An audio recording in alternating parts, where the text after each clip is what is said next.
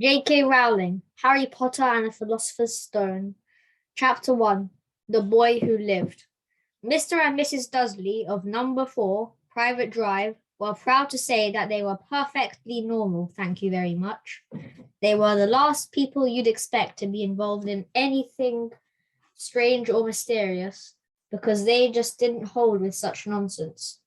Mr. Dursley was the director of a film called Grunnings, which made drills.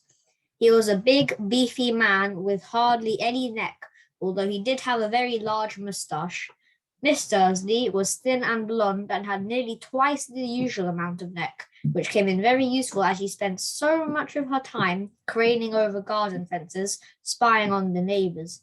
The Dursleys had a small son called Dudley, and in their opinion, there was no finer boy anywhere.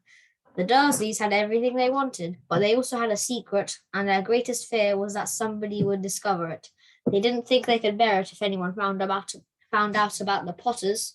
This Potter was Miss Dursley's sister, but they hadn't met for several years. In fact, Miss Dursley pretended she didn't have a sister because the sister and her good-for-nothing husband were as un-Dursleyish as it was possible to be. The Dursleys shuddered to think what the neighbours would say if the Potters arrived in the street. The Dursleys knew that the Potters had a small son too, but they had never ever seen him. This boy was another good reason for keeping the Potters away.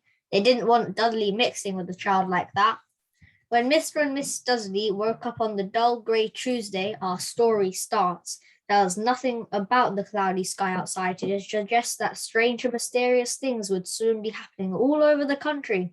Mr. Dursley hummed as he picked out his most boring tie for work, and Miss Dursley gossiped away happily as he wrestled a screaming Dudley into his high chair.